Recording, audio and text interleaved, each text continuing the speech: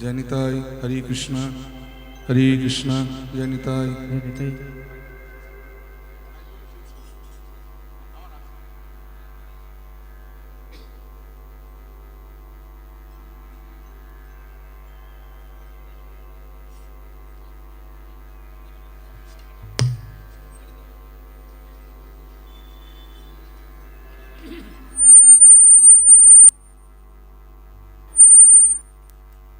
जनिताय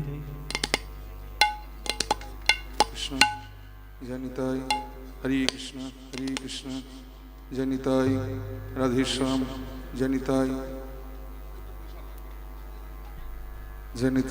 हरे कृष्ण जनिताय हरे कृष्ण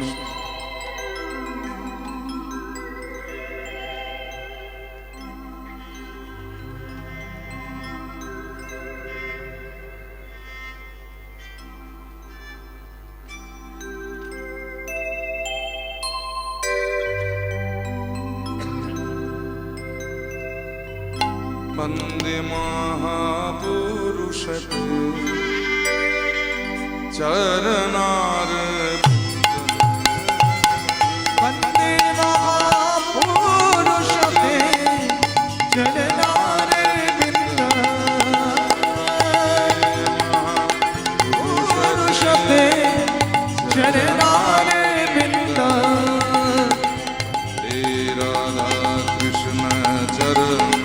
वन्दे राधा कृष्ण चरण वन्दे राधा कृष्ण चरण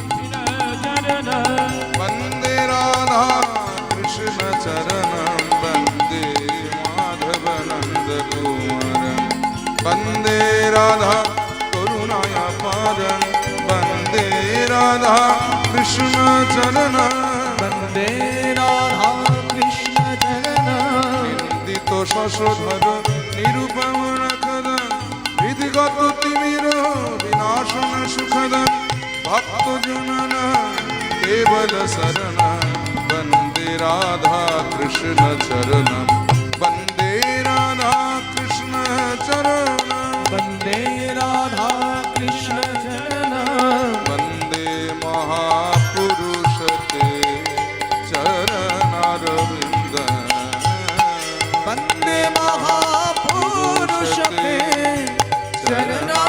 चरणारविन्दम् वन्दे गुरुश्री चरणारविन्दम् वन्दे गुरुश्री चरणारविन्दम् वन्दे गुरुश्री चरणारविन्दम् वन्दे गुरुश्री चरणारविन्दम् संसार दावानल लिहल पुत्राय कारणम घन घनोत्तम प्राप्तस्य कल्याण गुणानुभास वन्दे गुरुश्री चरणारविन्दम् वन्दे गुरुश्री चरणारविन्दम् वन्दे गुरुश्री चरणारविन्दम् वन्दे राधा कृष्ण चरणं वन्दे राधा कृष्ण चरणं वन्दे गौर भक्तवृन्दं वन्दे गौर भक्तवृन्दं वन्दे महापुरुषते चरणारविन्दम्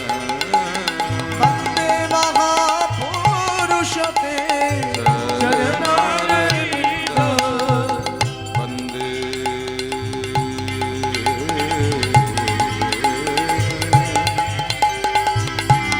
अहो श्री गुरु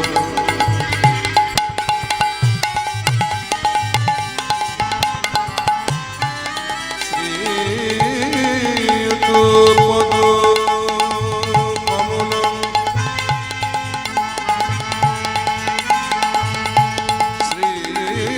श्रीगुरुर्वैष्णवांश श्रीरूपं शक्तिजातं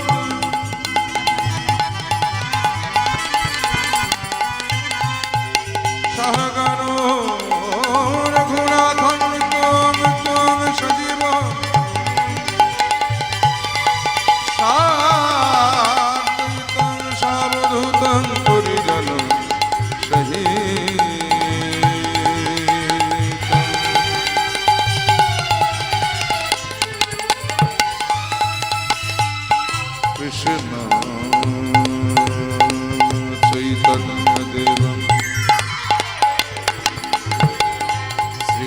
কৃষ্ণ পদ সহগণ ললিতান শ্রী বিশাখানিতান গুরু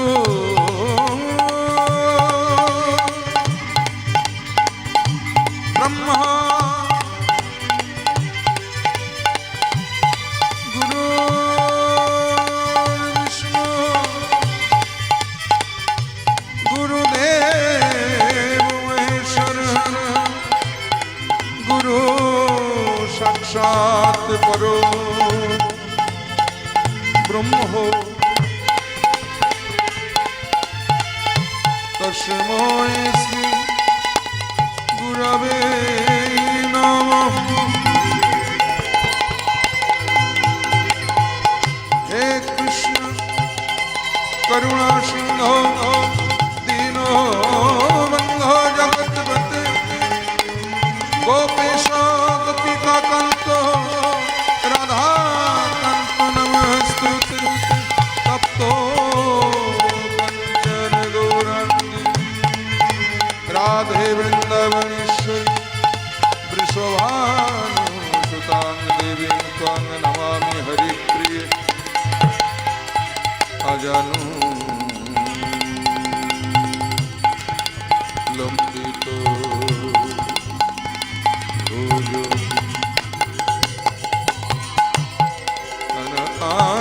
কনকায়বদাত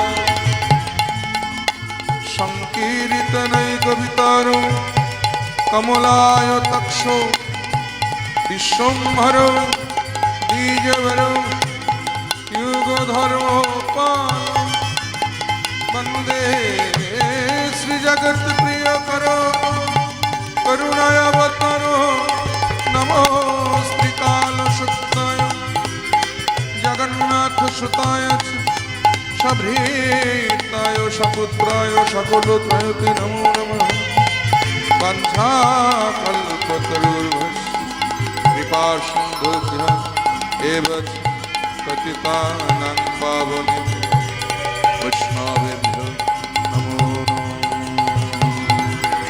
वन्दे महापुरुषते चरणारविन्दं वन्दे महापुरुषते चरणारविन्दं वन्दे राधाकृष्ण चरणं वन्दे राधाकृष्ण चरणं वन्दे गुरुश्री चरणरविन्दं वन्दे गौर भक्तवृन्दं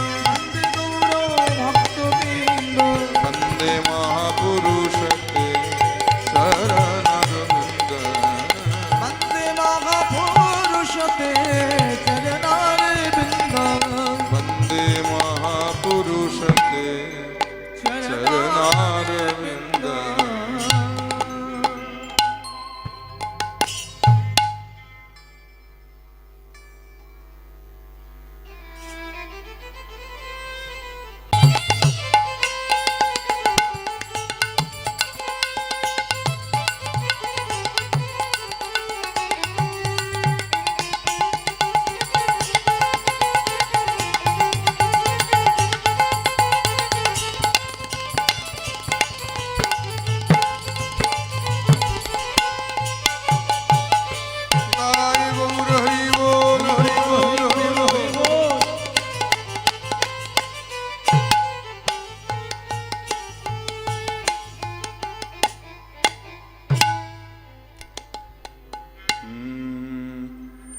मानो मानवी বিরহ ও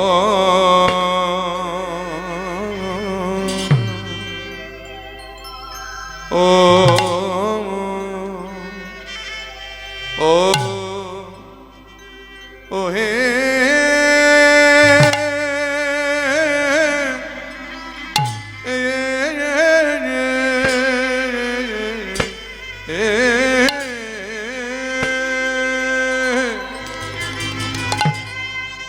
ও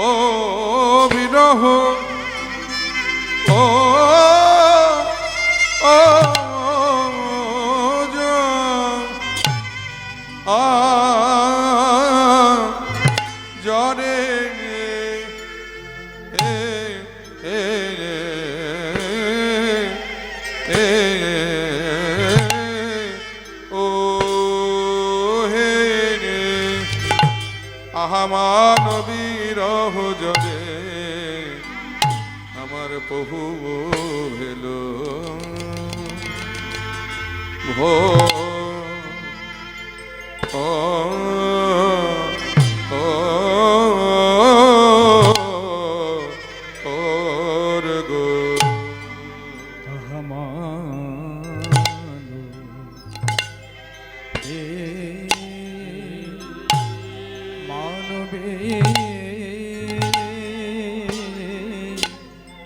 মানবেরা আহো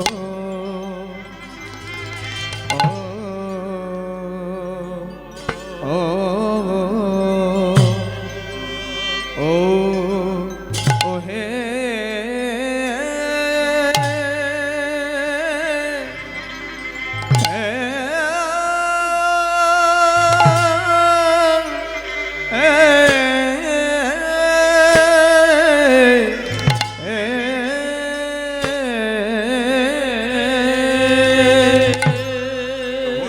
ভাব স্বরূপিণীর ভাবে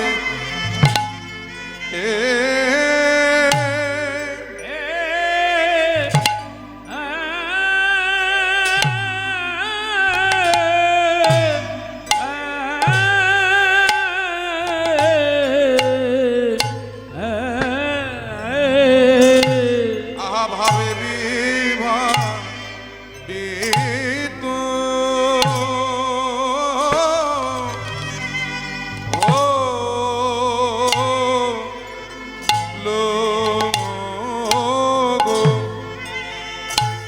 আহামরি আহমান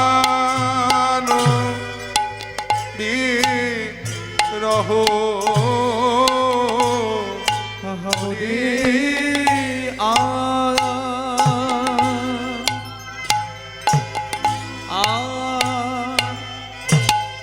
আহা ও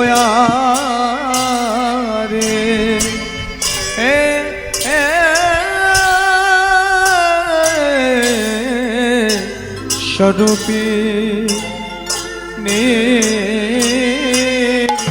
ভাবে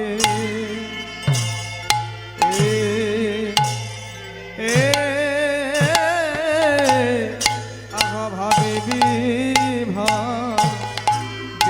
বিভাবিত হলো রে ও কি আহামরি নবী রহ হরে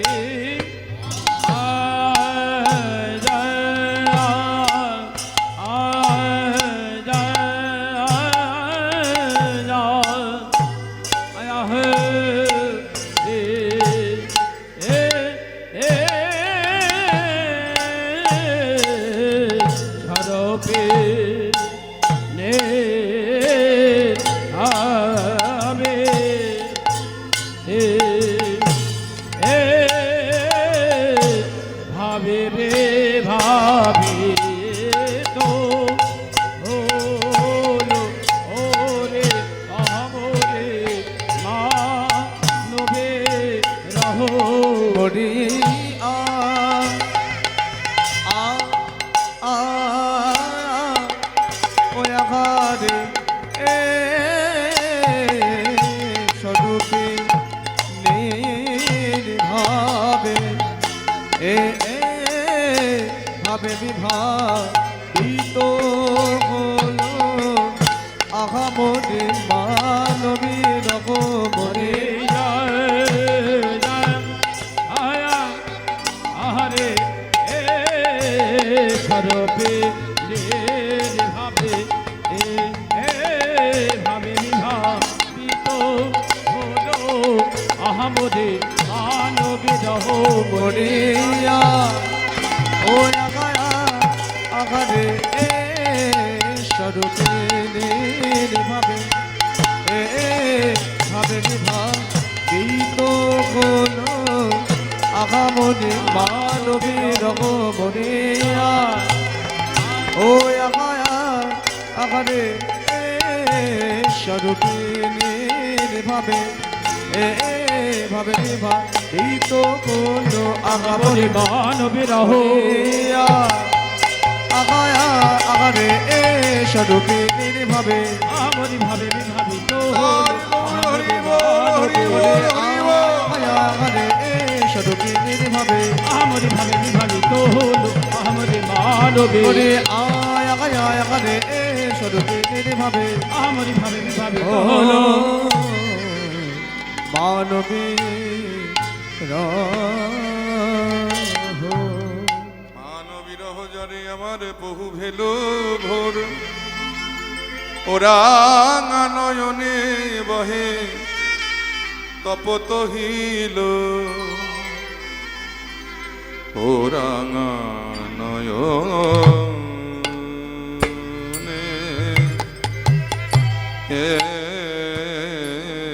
বহে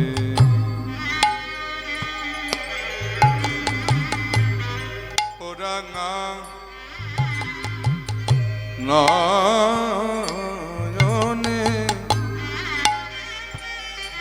ওরাঙা নয়নে বহে ওরাঙা নয়নে ওরাঙা নয়নে ওরাঙা নয়নে বহে ওরাঙা নয়নে বহে বহে তপত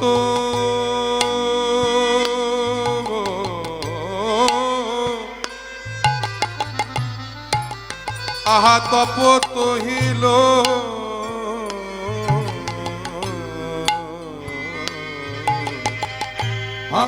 ওরাঙা নয়নে ওরাঙা নয়নে ওরাঙা নয়নে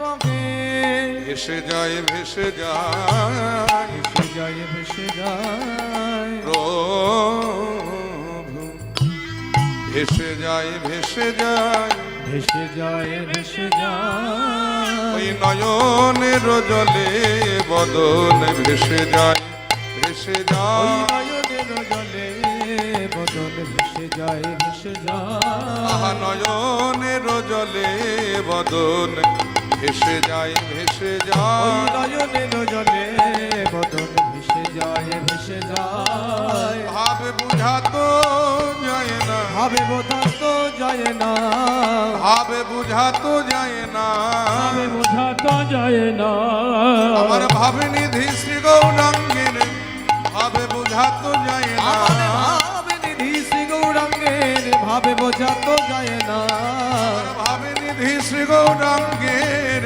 ভাবে বুঝাতো যায় আমার না ভাবে নিধি শ্রী গৌরাঙ্গের ভাবে বোঝা তো যায় না আমার ভাবে নিধি শ্রী গৌরাঙ্গের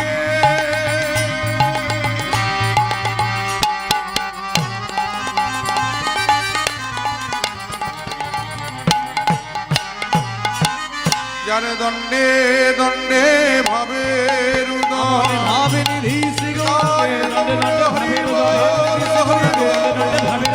নিধি শ্রী গৌরাঙ্গের ভাবে নিধি শ্রী গৌরাঙ্গের ভাবে নিধি শ্রী গৌরাঙ্গের ভাবে নিধি শ্রী গৌরাঙ্গের ভাবে নিধি শ্রী গৌরাঙ্গের ওরাঙা নয়নে ওরাঙা নয়নে ওরাঙা নয়নে বহে। বৈরাগ্য বিদ্যা নিজ ভক্তি যোগম শিক্ষাर्थमेक पुरुष पुराण श्री कृष्ण चैतन्य शरीरधारी कृपाम्बुधिर्जस्तमहं प्रपद्ये कृपाम्बुधिर्जस्तमहं प्रपद्ये हरि ओम्।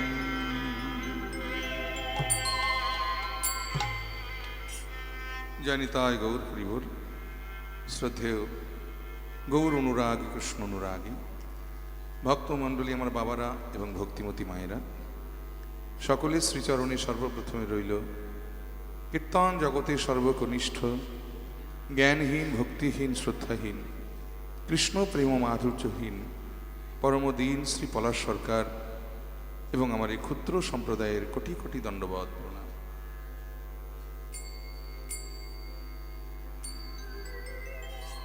প্রত্যেক বৎসরের ন্যায় বৎসরেও এই পুণ্যভূমি, পুণ্যস্থান শ্রী শ্রী চণ্ডীদাস ঠাকুরের শ্রীপাঠ বৈষ্ণব পদাবলী কীর্তনের একটা পীঠস্থান বললে চলে। কারণ মহাপ্রভুর পূর্ববর্তী যে তিনজন কবিকে আমরা বৈষ্ণব পদাবলীতে প্রাধান্য দিয়ে থাকি, জয়দেব, বিদ্যাপতি এবং চণ্ডীদাস, সেই চণ্ডীদাসের লীলাস্থলী এই জায়গা। সেই মাটিতে প্রত্যেক বছরের ন্যায় এই বছরেও ভুবন মঙ্গল হরিনাম সংকীর্তনের আয়োজন হয়েছে। আমরা সকলেই সমবেত হয়েছি সেই কীর্তনযোগ্য অনুষ্ঠানে এবং সেই লীলারস কীর্তন আস্বাদন করে আমরা নিজেদেরকে ধন্য মনে করছি। তো যাই হোক, গতকাল থেকে আপনারা পর্যায়ক্রমে যে লীলা আস্বাদন করছেন, আমরা সেই লীলারই একটা অংশ আজকে পরিবেশন করতে এসেছি। লীলা প্রারম্ভে দেখুন আমরা একটা শ্লোক আস্বাদন করলাম। এই শ্লোকটির যিনি রচয়িতা, তিনি মহাপ্রভুর শিক্ষকের শিক্ষক ছিলেন। মহাপ্রভুর শিক্ষকের যিনি শিক্ষক ছিলেন, পুরীধামে তখন তিনি অবস্থান করতেন এবং শুধু তাই নয়, ভারতবর্ষের 5 জন পণ্ডিতের মধ্যে একজন ছিলেন ইনি, যার নাম ছিল সার্বভৌম পণ্ডিত। সেই সার্বভৌম পণ্ডিতের রচিত এই শ্লোকখানি চৈতন্য মহাপ্রভু কলির যুগে কেন অবতীর্ণ হয়েছেন, মহাপ্রভুকে দর্শন করে তিনি এই শ্লোকখানি লিখেছেন, মহাপ্রভুর আসার কারণ স্বরূপ। দেখুন, মহাপ্রভু জগতে এসেছেন, কলিযুগে অবতীর্ণ হয়েছেন। এই মহাপ্রভুর আসার পেছনে যে কারণগুলো বর্ণনা করা হয়েছে, অনেকে অনেক রকম মত প্রকাশ করেছেন। যেমন রূপ গোস্বামীপাদ বলেছেন যে প্রেম গোলকে গোপনে ছিল, যার সন্ধান কেউ জানত না, সেই দেবেরও দুর্লভ প্রেম, যে প্রেম দেবতারাও পায়নি, সেই প্রেম দিতে এসেছিলেন আমার চৈতন্য মহাপ্রভু। তিনি বললেন না, জনার্পিত চরিং চিরাত করুণাবতীর্ণ কল সমর্পয়তুন্নত উজ্জ্বল রসাংশ ভক্তি শ্রিয়াম হরিপুরাট সুন্দর দ্যুতি কদম্ব সন্দীপিত সদা হৃদয় কন্দরে স্ফুরতু বসচি নন্দন। অর্থাৎ যে প্রেম কখনো কেউ কোনোদিন, কোনো কালে, কোনো যুগে কেউ পায়নি, করুণা করে ভগবান কলির যুগে অবতীর্ণ হয়ে সেই প্রেম জগৎকে দিতে এসেছে, কলির জীবকে দিতে এসেছে। এটা গেল রূপ গোস্বামীপাদের মতবাদ। আবার মহাপ্রভুর ছোটবেলার বন্ধু, একই টোলে একই সঙ্গে দুজনে পড়াশোনা করতেন এবং মহাপ্রভুকে নিয়ে যতগুলি গ্রন্থ রচনা আছে মহাপ্রভুর জীবনের উপরে, জীবনীর উপরে, মহাপ্রভুর সমসাময়িক রচয়িতারা, তার মধ্যে 2 জন খুব উল্লেখযোগ্য। একজন হলেন মহাপ্রভুর চিকিৎসক ছিলেন, যার নাম ছিল ওই নরহরি, এই কি বলে আমার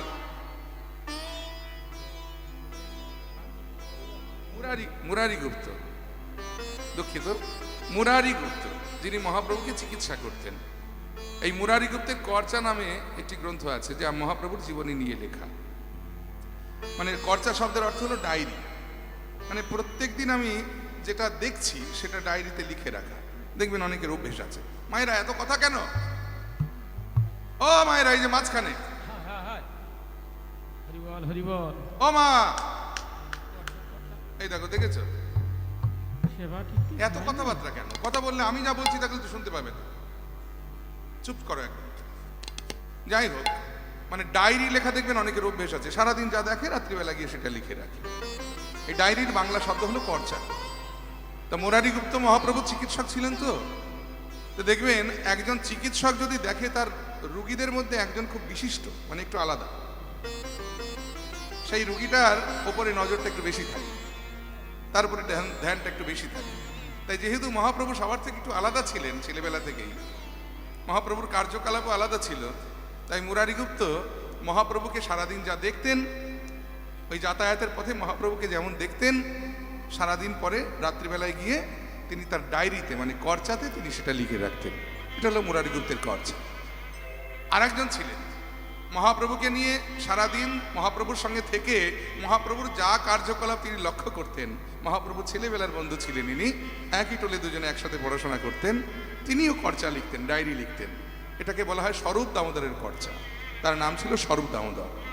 সেই স্বরূপ দামোদর মহাপ্রভুর আসার কারণ হিসেবে বর্ণনা করেছেন কি না, কইছানো রাধা প্রেমা, কইছানো মাধুরীমা, কইছানো সুখে তহু। রাধারানীর প্রেম কেমন, সেই প্রেমের মাধুর্য কেমন, কৃষ্ণ নিজে কেমন, এই যে তিনটি কারণ, শ্রী রাধায় প্রণয় মহিমা কৃদিশ, অর্থাৎ রাধারানীর প্রেম কেমন, কৃষ্ণ নিজে কেমন, আর রাধারানী কৃষ্ণ ভালোবেসে অন্তরে কি সুখ পান, এই তিনটে জানবার ইচ্ছা হয়েছিল আমার ভগবানের। তাই তিনি চৈতন্য হয়ে এসেছেন এই কলির যুগে। তাহলে এই যে দুটো কারণ আমরা বর্ণনা করলাম, দুজনের মানে বক্তব্য আমরা বর্ণনা করলাম, এগুলো সবই কিন্তু তাদের ভক্তির কথা। তারা ভক্তি দিয়ে মহাপ্রভুকে দর্শন করতেন। সেই ভক্তির মাধ্যমে তারা মহাপ্রভুকে যেটুকু অ্যানালাইসিস করেছেন, যে মহাপ্রভুর আসার কারণ রূপে তারা বর্ণনা করেছেন। কিন্তু যারা যুক্তিবাদী তারা কিন্তু এসব মানবে না। কোথায় গোলক কোথায় ভুলক এসব তারা কিন্তু মানে না। তারা চোখে যেটা দেখে সেটা তারা বর্ণনা করে, সম্মুখে যেটা দেখছে সেটা তারা বলে। ওই কোথায় গোলক আছে কোথায় ভুলক আছে অত আমাদের দেখে লাভ নেই, যায়নি। কোথায় স্বর্গ কোথায় বৈকুণ্ঠ অত দেখে আমার লাভ নেই। সামনে আমি যেটা দেখতে পাচ্ছি আমি সেটা বলব। এই যে সার্বভৌম পণ্ডিত সার্বভৌম ভট্টাচার্য, ইনি কিন্তু প্রচণ্ড যুক্তিবাদী ছিলেন। বিরাট বড় পণ্ডিত, তো এত পড়াশোনা করেছেন যে সামনে না দেখে তিনি কিছু বিশ্বাস করেন না। তিনি বললেন ও গোলক থেকে কি প্রেম মহাপ্রভু এনেছেন কি এনেছেন না ও আমার দেখার দরকার নেই, বা রাধারানীর প্রেম কেমন ছিল সেটাও আমার দেখার দরকার নেই। কিন্তু আমি মহাপ্রভুকে সামনাসামনি যেরকম দেখছি আমি সেইটা বলবো যে মহাপ্রভুর আসার কারণটা কি না, বৈরাগ্য বিদ্যা নিজ ভক্তি যোগম। অর্থাৎ বৈরাগ্য কি বস্তু, যদি চৈতন্য মহাপ্রভু আমাদের মাঝে না আসতেন আমরা বুঝতে পারতাম না। বৈরাগ্য কাকে বলে? বৈরাগ্য শব্দের অর্থ কি? এক কথায় বলতে গেলে বৈরাগ্য শব্দের অর্থ হলো বিষয়েষু অনাসক্তি। অর্থাৎ বিষয়ের প্রতি সম্পূর্ণরূপে যার আসক্তি ত্যাগ হয়েছে তাকে বলা হয় বৈরাগ্য। বিষয় মানে ওই যে টাকা পয়সা, গাড়ি বাড়ি বা সোনাদানা গয়নাগাটি ইত্যাদি বলে না, এগুলো বিষয়ের একটা পার্ট, কিন্তু এগুলো মানেই কিন্তু বিষয় নয়। বিষয় শব্দের অর্থ কি? অর্থাৎ যার প্রতি ইন্দ্রিয় আকৃষ্ট হয় সেটাই হলো বিষয়। আমাদের এই যে পঞ্চ ইন্দ্রিয় যার প্রতি আকৃষ্ট হয়, চোখ সৌন্দর্যের প্রতি আকৃষ্ট, তাহলে চোখের বিষয় সৌন্দর্য। মন এই কান শব্দের প্রতি আকৃষ্ট, তাহলে কানের বিষয় শব্দ। তেমনি নাসিকা গন্ধের প্রতি আকৃষ্ট, তাহলে নাসিকার বিষয় হলো গন্ধ। জিহ্বা স্বাদের প্রতি আকৃষ্ট, তাহলে জিহ্বার বিষয় হলো স্বাদ। ত্বক স্পর্শের প্রতি আকৃষ্ট, তাহলে ত্বকের বিষয় হলো স্পর্শ। এবং মন চিন্তার প্রতি আকৃষ্ট। দেখবেন মন কখনো চিন্তা ছাড়া থাকতে পারে না, সবসময় কিছু না কিছু একটা মন ভাবছে। এই মন হলো চিন্তার প্রতি আকৃষ্ট। এই যে ছটা বিষয়, তাহলে কি কি? চোখ সৌন্দর্যের প্রতি আকৃষ্ট, কর্ণ শব্দের প্রতি আকৃষ্ট, জিহ্বা স্বাদের প্রতি আকৃষ্ট, নাসিকা গন্ধের প্রতি আকৃষ্ট, ত্বক স্পর্শের প্রতি আকৃষ্ট, আর মন হলো চিন্তার প্রতি আকৃষ্ট। এই ছটা বিষয় থেকে যদি কেউ নিজেকে সম্পূর্ণরূপে গুটিয়ে নিতে পারে তাহলে দেখবেন জগতের আর কোনো দুঃখ তাকে কোনোদিন দুঃখ দিতে পারছে না। জগতে যত বড় দুঃখ থাক, শোনা যায় পুত্র শোক নাকি জগতে সর্বশ্রেষ্ঠ শোক। এর থেকে যন্ত্রণার শোক পৃথিবীতে আর কিছু নেই। কিন্তু বৈরাগ্য যদি কারোর মধ্যে আসে, দেখবেন পুত্র শোকও তাকে কাটাতে পারছে না। শ্রীবাস ঠাকুরের হয়েছিল না? শ্রীবাসের আঙিনায় মহাপ্রভুর কীর্তন হচ্ছে, ওদিকে শ্রীবাসের একমাত্র পুত্র মারা গেছে। মালিনী শ্রীবাসের পুত্র তার পুত্রকে কোলে নিয়ে, কৃষ্ণদাসকে কোলে নিয়ে কাঁদছে। শ্রীবাস বললে, মালিনী, আমি জানি তোমার কাঁদাটাই স্বাভাবিক, কারণ তোমার পুত্র মারা গেছে। পুত্র তো আমারও। আমি তোমার কাছে করজোড়ে নিবেদন করছি, মহাপ্রভু যতক্ষণ আছে গৃহে তুমি কেঁদো না। কীর্তন শেষ হলে তুমি কান্না করো, যত খুশি কেঁদো, আমি তোমায় কিছু বলবো না। কারণ তোমার কান্না শুনে মহাপ্রভু তাহলে আমার আঙিনায় কীর্তন করবেন। আমি পুত্র হারিয়েছি, সে দুঃখ আমি সহ্য করে নেব, কিন্তু কীর্তন বন্ধ হলে আমি সে দুঃখ সহ্য করতে পারবো না। এই দেখুন, পুত্র শোকও তাকে শোক দিচ্ছে না, পুত্র শোকও তাকে যন্ত্রণা দিচ্ছে না। এটাকে বলা হয় বৈরাগ্য। বিষয়ের প্রতি সম্পূর্ণরূপে যার আসক্তি ত্যাগ হয়ে গেছে। ছটা বিষয় থেকে যদি কেউ নিজেকে গুটিয়ে নিতে পারে সম্পূর্ণরূপে, তাহলে জগতের কোনো দুঃখ তাকে আর কখনো দুঃখ দিতে পারে না। এটা হলো বৈরাগ্য। হরি বল। তাহলে বৈরাগ্য বিদ্যা নিজ ভক্তি যোগ। সেই বৈরাগ্য কি বস্তু আমরা জানতাম না যদি চৈতন্য মহাপ্রভু আমাদের মাঝে না আসতেন। কারণ আমি তো মহাপ্রভুকে সামনাসামনি দেখছি যে ওই রকম 7 ফুট লম্বা একটা মানুষ 6 ফুট একটা ঘরে থাকে। গম্ভীরার যে ব্যাস পরিধি, গম্ভীরার যে আয়তন, যেখানে মহাপ্রভু থাকতেন পরিধামে, কাশী মিশ্র বাবা কথা বলবেন না এত জোরে, অসুবিধা হচ্ছে। ওই কথাটা কানে যাচ্ছে তো, মনোনিবেশ নষ্ট হয়ে যাচ্ছে। তাহলে গম্ভীরার মধ্যে মহাপ্রভু যখন শয়ন করতেন, ভাবুন একটা 6 ফুট বাই 6 ফুট লম্বা চওড়া একটা ঘর, সেখানে 7 ফুটের একটা মানুষ কি করে থাকতে পারে? বর্ণনা করছেন যে শীতের দিনে মহাপ্রভু যখন শয়ন করতেন তখন মাথাটা ঘরের ভিতরে রেখে পাটা বাইরে রাখতেন, আর গরমের দিনে যখন মহাপ্রভু শয়ন করতেন তখন পাটা ভিতরে থাকতো এবং মাথাটা থাকতো ঘরের বাইরে। একটা বহির্বাস, অঙ্গে একটাই মাত্র বহির্বাস, সেটা পরেই স্নান, সেটা অঙ্গে শুকিয়ে সেটাই পরিধান। কনকনে ঠান্ডার মধ্যে মেঝেতে কোনো কিছু পাতা নেই, কোনো বিছানা নেই, একটা মাদুর পর্যন্ত নেই। ওই ঠান্ডার মধ্যে খালি গায়ে কোনো শীত বস্ত্র গায়ে নেই, ওই মেঝেতে শয়ন করে থাকতেন চৈতন্য মহাপ্রভু। এই যে কঠিন বৈরাগ্য, তীব্র বৈরাগ্য যাকে বলা হয়,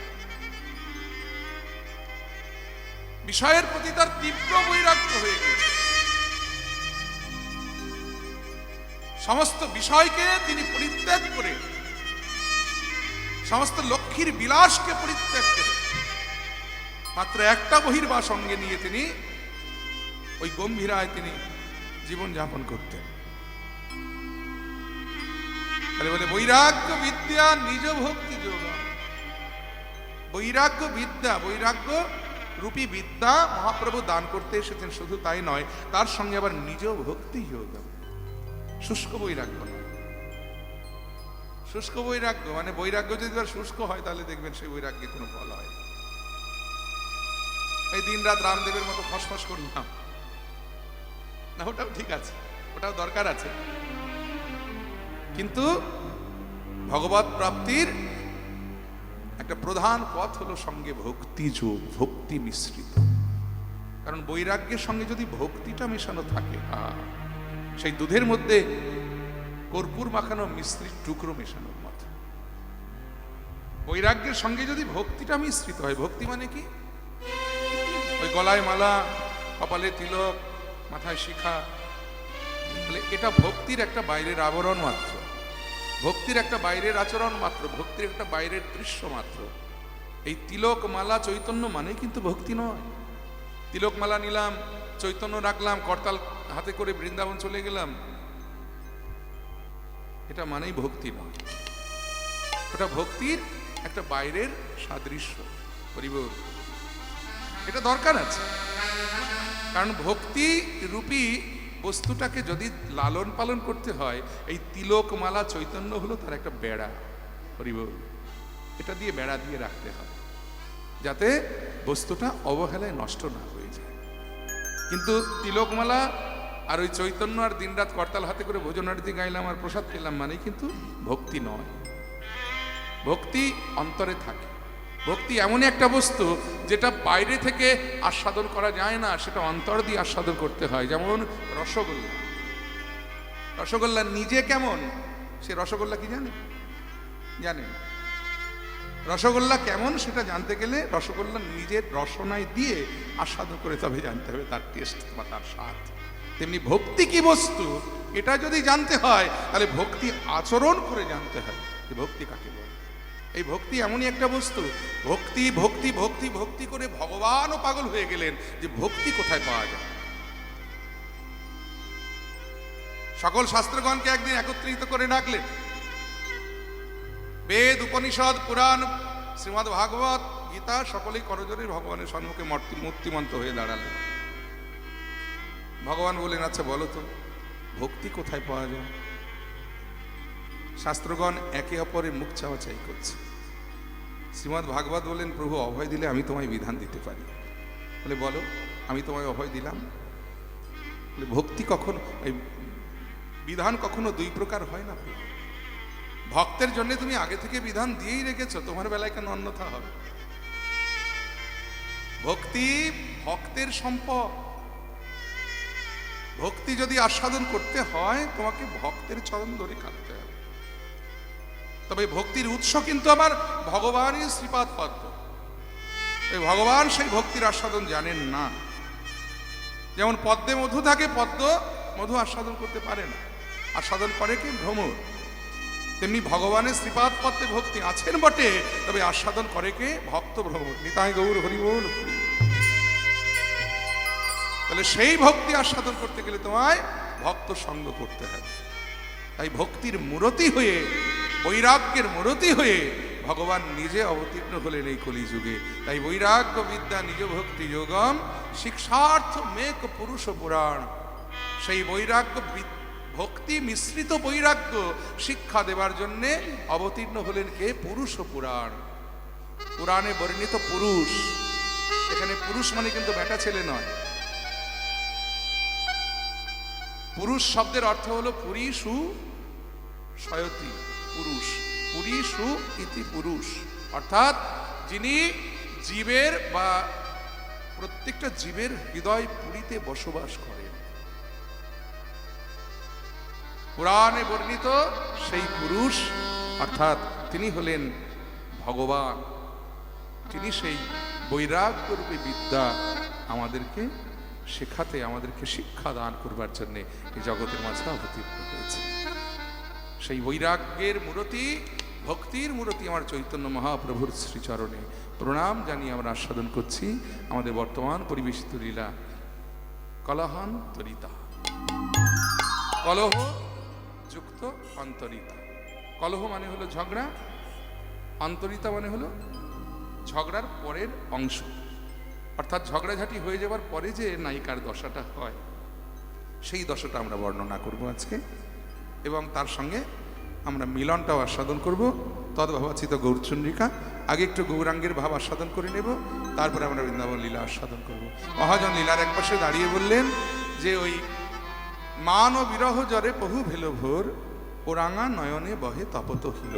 শুধু তাই নয়, আরে মোরো আরে মোরো, আরে মোরো আরে মোরো, আরে কিবা আরে মোরো আরে মোরো, আরে কিবা আরে মোরো আরে মোরো, আহায় আরে মোরো আরে মোরো আমার, আমার শ্রী গৌরাঙ্গ চাঁদ। আহা আরে মোরো আরে মোরো আরে মোরো আরে মোরো আমার শ্রী গৌরাঙ্গ চাঁদ। ভাই অখিল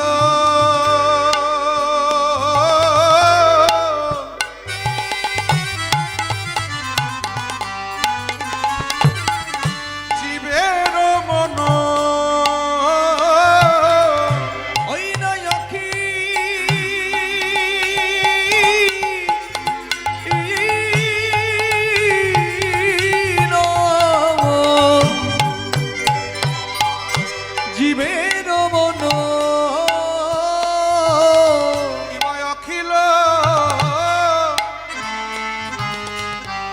জীবের মন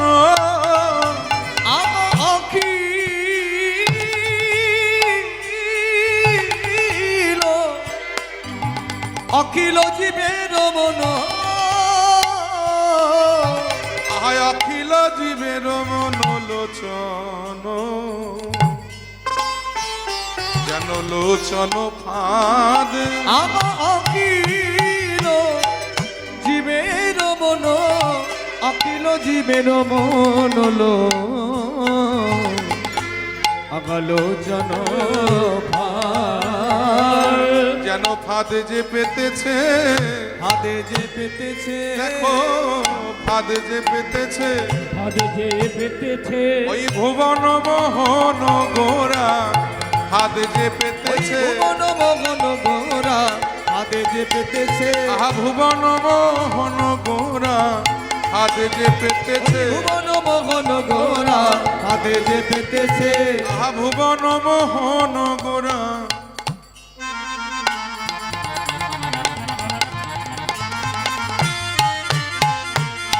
ভুবন মোহন গোরা ভুবন মোহন গোরা ভক্তের মনোমৃগী ধরবার লাগে ভুবন মোহন গোরা মনোমিকি ধরবার লাগি ভুবন মোহন গোরা মনোমিকি ধরবার লাগি ভুবন মোহন গোরা মনোমিকি ধরবার লাগি ভুবন মোহন গোরা মনোমিকি ধরবার লাগি ভুবন মোহন গোরা হাতে যে পেতেছে আহা প্রেম জলে ডুবু ডুবু প্রেম জলে ডুবু ডুবু লোচন তারা গো প্রেম জলে প্রেম জলে প্রেম জলে ডুবু ডুবু আলোচন তারা কিবা প্রেম জলে ডুবু ডুবু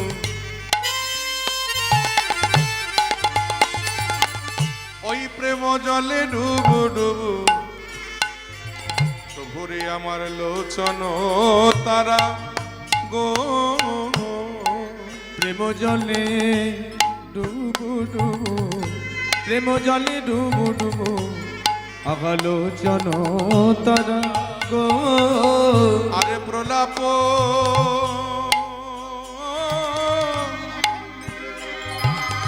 সন্তাপ আদি দেখো ভাবেতে বিভোরা গো ওই না প্রলাপ সন্তাপ আদি ভাবেতে বিভোরা গো আহা প্রলাপ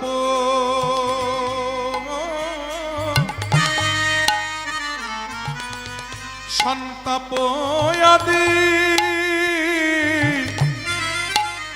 ভাবেতে বিভোরা গো ওই প্রলাপ সন্তাপ আদি ভাবেতে বিভোরা গো হলো সেইভাবে বিভোরা সেইভাবে বিভোরা হলো সেইভাবে বিভোরা সেইভাবে বিভোরা রাধার ভাবে কান্তি চিত চোরা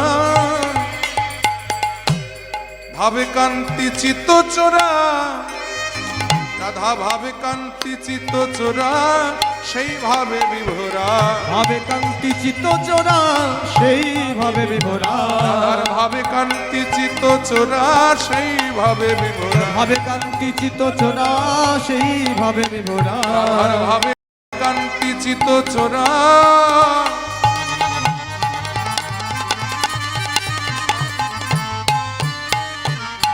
ভাবে কান্তি চিত চোরা বলি আমারে আমারে আমারে গোরা ভাবে কান্তি চিত্ত চোরা আমার গোরা ভাবে কান্তি চিত্ত চোরা আমার গোরা ভাবে কান্তি চিত্ত চোরা আমার গোরা ভাবে কান্তি চিত্ত চোরা সেইভাবে বিভোরা বলে রাধা ভাবে কান্তি চিত চোরা আহা রাধা ভাবকে নিজ অঙ্গে অঙ্গীকার করে রাধার ভাবকান্তিকে নিজ অঙ্গে ধারণ করে বৃন্দাবনের কৃষ্ণচন্দ্র গৌর হয়ে এসেছেন কলিযুগে তার প্রমাণ আমরা পেলাম চৈতন্য চরিতামৃতে কবিরাজ গোস্বামী বললেন যে রাধা কৃষ্ণ একই আত্মা, দুই দেহ ধরি অনন্য বিলাস রস আস্বাদন করি, সেই দুয়ে এবে আমার চৈতন্য গোসাই ভাব রসাস্বাদিতে দহে হইল এই কোঠা। বলে রাধা কৃষ্ণ একই আত্মা, দুই দেহ ধরি অনন্য বিলাস রস আস্বাদন করি। আত্মা একটি কিন্তু দেহ দুটো। তা আত্মা যদি একটি হবে দেহ দুটো হলো কেন? এর জন্য দেখুন ঝামেলা আমাদের বেড়েছে। এই ঠাকুর ঘরে দেখুন দুটো থালা লাগে, দুটো তুলসী পাতা লাগে, দুটো ফুল লাগে, দুটো সন্দেশ, মানে যা যা দেবেন সব দুটো করে লাগবে, দেখবেন ঝামেলা না হয়। বলে বাবা এক থেকে ভেঙে যতক্ষণ দুই না হওয়া যাচ্ছে ততক্ষণ দেখবেন রস আস্বাদন সম্ভব না। দেখবেন পিতা হতে যতক্ষণ সন্তান জন্মগ্রহণ না করে ততক্ষণ কিন্তু বাৎসল্য রস আস্বাদন করা যায় না। আপনি নিজের ছেলেকে চুমু খেয়ে যে আনন্দটা পান, পরের ছেলেকে চুমু খেলে সে আনন্দ পাবেন কি? তেমনি ভগবান চিন্তা করলেন যে আমি প্রেমিক, তবে আমার একজন প্রেমিকা চাই, তবে আমার সেই প্রেমিকা যেন আমার নিজের মানুষ হয়। কারণ ভগবান তো রাস্তাঘাটে যার তার সঙ্গে প্রেম করতে পারবেন না। ভগবান যার সঙ্গে প্রেম করবেন সেই প্রেমের পাত্রীটা ভগবানের উপযুক্ত হতে হবে। তো ভগবান চিন্তা করলেন যে আমি যার সঙ্গে প্রেম করব সে আমার নিজের হবে, তবে তাকে বুদ্ধি করে একটু পরস্ত্রী সাজিয়ে পাঠাবো, তাহলে আস্বাদনটা একটু অন্যরকম হবে। কারণ দেখবেন নিজের গিন্নির সঙ্গে প্রেম করলে কোনো বাধা নেই। কি মায়েরা বাধা আছে? বলে তুমি তোমার গিন্নির সঙ্গে প্রেম করছো কেন? কিন্তু পরের গিন্নির সঙ্গে প্রেম করে থাকবে, সেখানে অনেক বাধা, সমাজের বাধা, আইনের বাধা, ধর্মের বাধা। কিন্তু তার ভিতরে একটা আলাদা আস্বাদন আছে যার নাম হলো পরকীয়া প্রেম। তো ভগবান চিন্তা করলেন আমি যার সঙ্গে প্রেম করব সে যদি আমার নিজের হয় তাহলে স্বকীয় আস্বাদন হবে, আবার তাকে যদি বুদ্ধি করে একটু পরস্ত্রী সাজিয়ে পাঠাই তাহলে পরকীয়াটা আস্বাদন হয়ে যাবে। ওই এক ঢিলে দুই পাখি মারার মতো। এই মনে পড়ে গেল সত্যযুগের কথা। অভিমন্যু নামক এক ঋষি ভগবানের কঠোর সাধনা করে ভগবানের কাছ থেকে বর চেয়ে নিলেন যে ভগবান আমি তোমার কাছে স্বর্গ মর্ত পাতাল ত্রিভুবন কিচ্ছু চাই না, তুমি শুধু কৃপা করে তোমার স্ত্রীকে আমার স্ত্রী করে দাও। ভগবান চমকে উঠলেন, বলে এটা পাগলামি নয়? ওরে খেপা, সিংহীর দুধ কখনো মাটির পাত্রে রাখা যায়? তুই অন্য কিছু চান, এটা আমি দিতে পারবো না। তো ঋষি বললেন যে না আমি অন্য কিছু চাই না, দিতে হলে এই বরদান দাও যেন তোমার লক্ষ্মীকে আমি আমার স্ত্রী রূপে পেতে পারি। ভগবান বললেন বেশ, নাম যখন আমার ভক্তবান সকল প্রচুরে, আমি কথা দিলাম যে তোর বাসনা পূর্ণ হবে, তবে এই যুগে নয়, আগত দাপরে যেদিন আমি বৃন্দাবনে গিয়ে কৃষ্ণ হব সেদিন তুই বৃন্দাবনের মাটিতে আয়ান রূপে জন্মগ্রহণ করবি, তবে সেদিন তুই হবি নপুংসক। এই দেখুন ভগবান বৃন্দাবনে কৃষ্ণ রূপে এলেন, আর অভিমন্যু ঋষি আয়ান হয়ে নপুংসক হয়ে বৃন্দাবনের মাটিতে জন্মগ্রহণ করলেন। ভগবান এবারে তার নিজ আত্মা থেকে সৃষ্টি করলেন তার মাধুর্যের প্রতীক শ্রীমতী রাধারানীকে, আর তাকে আয়ানের স্ত্রী সাজিয়ে আয়ানের বাড়িতে পাঠিয়ে দিলেন। আচ্ছা এখানে একটা প্রশ্ন হতে পারে যে ভগবান আয়ান চাইলেন ভগবানের কাছে লক্ষ্মীকে, ভগবান দিলেন রাধারানীকে, ব্যাপারটা পার্সিয়ালিটি হলো না? কারণ লক্ষ্মী হলো ঐশ্বর্যের প্রতীক আর রাধারানী হলেন মাধুর্যের প্রতীক, দুটো দুই মেরুর ব্যাপার। বলে এটা ভগবানের স্বভাব। কারণ কেউ যদি ঘটা করে ভগবানের কাছে বিষ চায় ভগবান তাকে বিষ দিতে পারে কি? বাড়িতে স্বামী স্ত্রী ধরুন ঝগড়া করেছে, গন্ডগোল করে স্বামী স্ত্রীর উপরে রাগারাগি করে চিন্তা করলে এই প্রাণ আজকে বিসর্জন দেবো, বিষ খাবো, বিষ খেয়ে আমি মরে যাবো, এর দেহ আর রাখবো। এই বলে বাড়ি থেকে 10 টাকা পকেটে করে বিষের দোকানে গিয়ে দোকানদারকে 10টা টাকা দিয়ে বলে বাবা আমায় 10 টাকার বিষ দিন তো। এখন দোকানদার তো বহুদিন দোকানদারি করছে, খদ্দেরের মুখ দেখলে বুঝতে পারে যে এটা 10 টাকার বিষ কিনে জমিতে দেবে না নিজে খেয়ে মরবে। এই দোকানদার খদ্দেরের মুখ দেখে বুঝতে পেরেছেন এ বোধহয় বাড়িতে গন্ডগোল করে এসেছে, আমার দোকান থেকে বিষ কিনে খেয়ে মরবে বলে পণ করেছে, অতএব ওকে বিষ দেওয়া যাবে না। কিন্তু খদ্দের লক্ষ্মী ছাড়াও যাবে না, ওকে 10 টাকার বিষ বেচলে তো 2 টাকা লাভ হতো, অতএব ওকে ছাড়া যাবে না। বিষ চেয়েছে, বিষ আমি দেবো না, আবার খদ্দেরও ছাড়বো না, ওকে 10 টাকার বিষের পরিবর্তে আমি 10 টাকার অমৃত দিয়ে দেবো, তাতে হয়তো আমার 2 টাকা লাভ হবে না কিন্তু 4 আনা তো হবে। ভগবানও চিন্তা করলেন ও আমার কাছে লক্ষ্মী চেয়েছে, আমি যদি লক্ষ্মী দিই, লক্ষ্মী হলো চঞ্চলা, ওটা রাখার শক্তি আয়ানের নাই। ও আমার কাছে ঐশ্বর্য চেয়েছে, আমি মাধুর্য দিয়ে ওর ঘর ভরিয়ে দেব, করিব। এই তাই নিজ আত্মা থেকে সৃষ্টি করলেন তার মাধুর্যের প্রতীক শ্রীমতী রাধারানীকে, আর তাকে আয়নের স্ত্রী সাজিয়ে আয়নের বাড়িতে পাঠিয়ে দিলেন। ভগবান তার সঙ্গে প্রেম করলেন, এবারে সেই প্রেম আস্বাদন হলো। এরপরে কবিরাজ গোস্বামী আবার কলম দিলেন যে সেই দুই এবে আমার চৈতন্য গোসাই ভাব রস আস্বাদিতে দহে হইলাই কোঠায়। বুঝুন ঝামেলা। বলে এক হয়ে যদি রস আস্বাদন করা সম্ভব, তাহলে ঘটা করে দাপর যুগে এবার 2 হতে গিয়েছিলেন কেন? বলে বাবা, এক হওয়ার পরে 2 হওয়া, তারপরে আবার এক হওয়া আর এক থাকা, আকাশ আর পাতাল পার্থক্য না? কি গো মায়েরা, এক ধরনের মিষ্টি দোকানে কিনতে পাওয়া যায়, দেখবেন রসগোল্লা দুধে ডুবিয়ে খাওয়া হয়, কি বলে থাকে? সবসময় শুধু উল্টো পাল্টা। কি বলে? রসমালাই। এই তো বাহ। তা রসগোল্লা কি দিয়ে তৈরি হয়? ছানা দিয়ে। ছানা কি থেকে তৈরি হয়? দুধ থেকে। তাহলে দেখুন, দুধ থেকে ছানা তৈরি করে সেই ছানা দিয়ে রসগোল্লা বানিয়ে সেই রসগোল্লা আবার দুধে ডুবিয়ে খাওয়া, আর এক ঘটি দুধ ঢকঢক করে খেয়ে নেওয়া, আস্বাদনটা এক হলো কি? আকাশ পাতাল হয়ে গেল না? তাহলে বৃন্দাবনে রাধা কৃষ্ণ 2টি দেহ এক হয়ে রসমালাই গৌরাঙ্গ হয়ে নবদ্বীপে এসেছেন। তাহলে একই অঙ্গে 2 অঙ্গ বিরাজ করছে। এই দেখুন, রাধা এবং কৃষ্ণ 2টি দেহ এক হয়ে রসমালাই গৌরাঙ্গ হয়ে নবদ্বীপে এসেছেন। যেহেতু এক অঙ্গে 2 অঙ্গ বিরাজ করছে, তাই কখনো রাধা ভাব, কখনো আবার কৃষ্ণ ভাব। হরি বল। বৃন্দাবনে নবকৈশোর নটবর বেশধারী গোবিন্দ। এই দেখুন, চৈতন্য আবির্ভাবের আরেকটি মূল কারণ। আহা, কথায় কথা বাড়ে, একটু বলেই নি। নবকৈশোর নটবর বেশধারী গোবিন্দ তিনি পথ দিয়ে যেতে যেতে হঠাৎ মণিখচিত দেয়ালে তার নিজের প্রতিচ্ছবি নিজে দেখেই তিনি থমকে দাঁড়িয়েছেন। আহা, কে এই মানুষটি? কি অপূর্ব দেখতে! আহা, এত রূপ! নিজের প্রতিচ্ছবি দেখে ভগবান ভাবছেন, আমি যদি ওনাকে একটু ধরতে পারতাম তাহলে আমার হৃদয়টা জুড়িয়ে যেত। এই ভগবান নিজেই নিজেকে ধরবেন বলে যেমনই ছুটতে লেগেছেন, বিশাখা পেছন থেকে হাত টেনে দাঁড়ালেন। গোবিন্দ দাঁড়াও। বলে কোথায় যাচ্ছ? বলে ওই মানুষটাকে ধরবো বলে যাচ্ছি। বলে গোবিন্দ, তুমি যাকে ধরবে বলে যাচ্ছ সে তো অন্য একজনের কাছে জন্ম জন্মান্তরের জন্য ধরা পড়ে রয়েছে। বলে তাই নাকি? কে সে? বলে কেন, আমাদের বৃন্দাবনের করুণাময়ী রাধা ঠাকুরানী। যদি ওই মানুষটাকে ধরতে হয় তাহলে রাধার শরণাপন্ন হয়। ভগবান ছুটতে ছুটতে রাধারানীর কাছে এলেন। রাধারানীর চরণে আশ্রয় নিয়ে বললেন, রাধে গো, শুনলাম যাকে দেখে আমি পাগল হয়েছি সে নাকি তোমার কাছে জন্ম জন্মান্তরের জন্য ধরা পড়ে রয়েছে। আমি জন্ম জন্মান্তর চাইছি না, শুধু কয়েকটা মুহূর্তের জন্য তোমার কাছে একটু চাইছি, তুমি দেবে আমার? আমি একটু বুকে জড়িয়ে ধরতাম। রাধারানী বললে, গোবিন্দ, আমি দিলেও তো তুমি ধরতে পারবে না। বলে কেন? তুমি যাকে ধরবে বলে এসেছো সে হলো পূর্ণ বিষয়, আর তুমি নিজেও হলে পূর্ণ বিষয়। তাই বিষয় হয়ে কখনো কি বিষয় ধরা যায় গোবিন্দ? বিষয় ধরতে গেলে যে আগে আশ্রয় হতে হয়। হরি বল, হরি বল। আগে আশ্রয় হও। ভগবান বললেন, আশ্রয় আর কোথায় হব বলো? এলাম যদি তোমার চরণে, তাহলে আজ থেকে তোমার চরণে আমি আশ্রয় নিলাম। ভাবিয়ে দাও তোমার ভাবকান্তি দিয়ে, সাজিয়ে দাও তোমার প্রেম কান্তি দিয়ে। তোমার ভাবে ভাবিত হয়ে, তোমার ভাবকান্তি অঙ্গে ধারণ করে, তোমার প্রেমকে আমার গুরু করে ওই মানুষটাকে ধরবার জন্য আমি ব্রজ ছেড়ে নদিয়ায় গিয়ে জীবের দ্বারে দ্বারে কেঁদে বেড়াবো রাতে গো।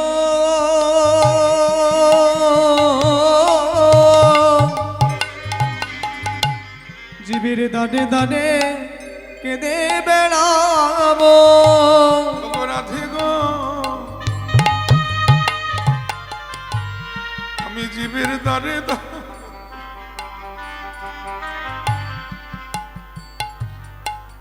কেঁদে বেড়াবো। ওগো রাধে গো, তাই গৌরে হরিব। জীবের দারে দারে আমি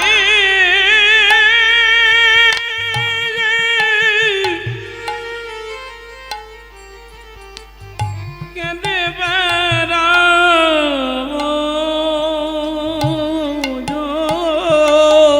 তোমার প্রেমের ডালি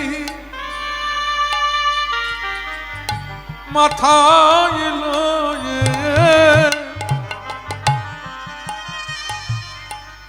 আমি দাঁড়ে দাঁড়ে কেঁদে বেড়াবো। ও তোমার প্রেমের ডালি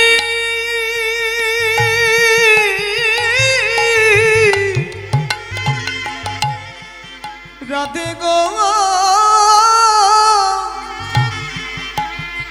আমার মাথায় লয়ে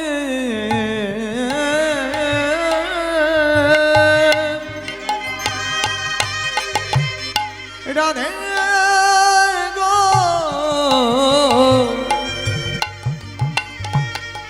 জীবনে দাঁড়ে দাঁড়ে কেঁদে বেড়াবো তোমার প্রেমের ডালি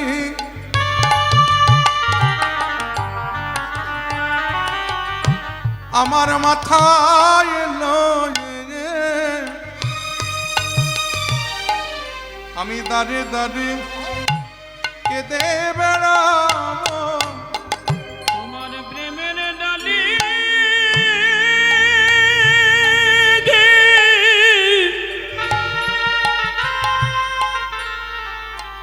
রাধে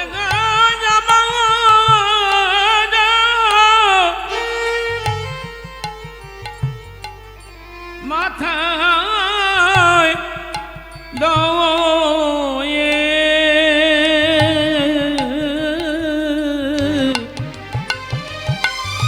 জীবের দাঁড়ে দাঁড়ে কেঁদে বেড়াবো আমি আবার একা কাঁদবো না না আমি কি করবো জানো আমি কেঁদে জগৎ কাঁদাইব আমি কেঁদে জগৎ কাঁদাইব রাধে গো আমি কেঁদে জগৎ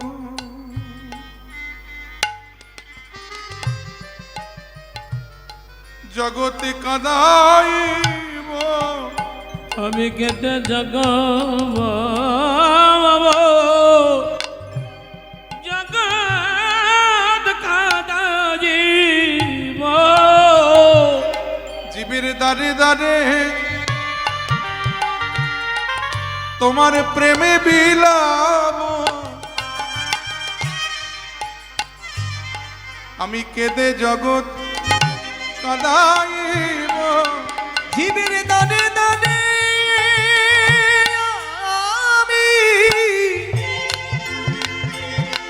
আমি প্রেমে বিলাব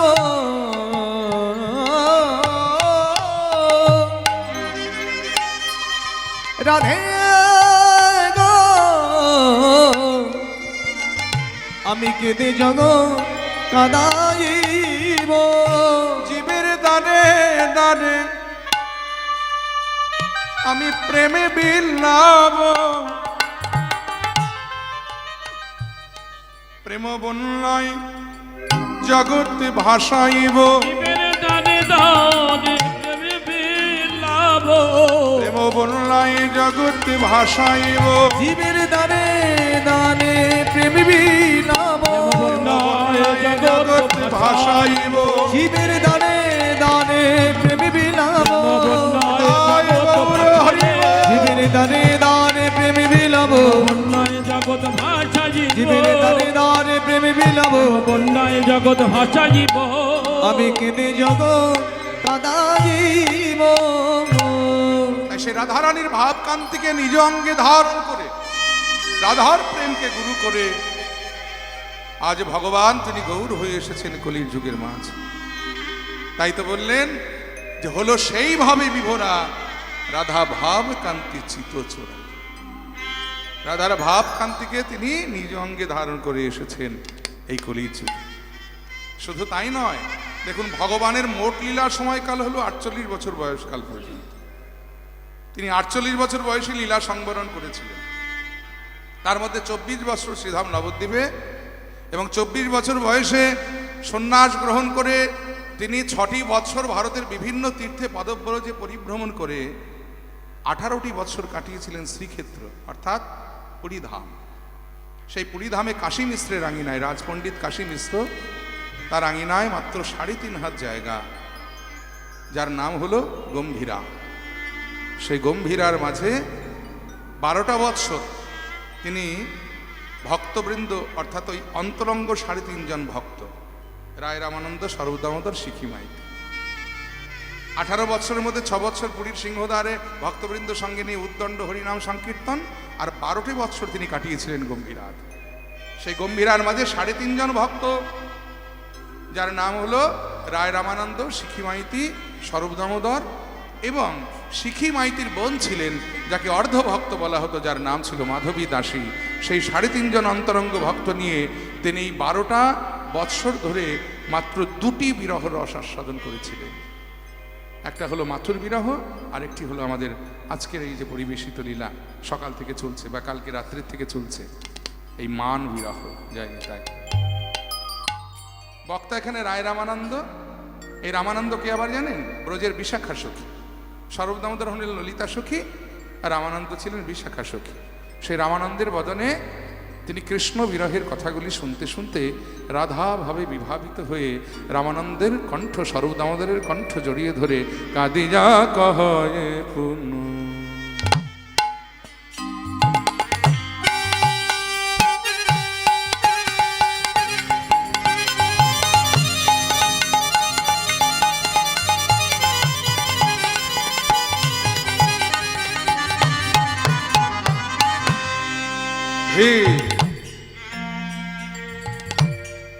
ভিক মোর বুদ্ধি কাঁদিয়া কাঁদিয়া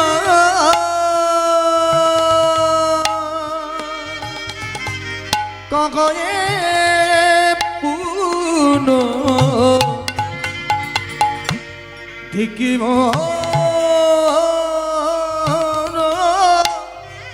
বুদ্ধি আমার আমার গোরা, আমার আমার প্রাণ গোরা, আমার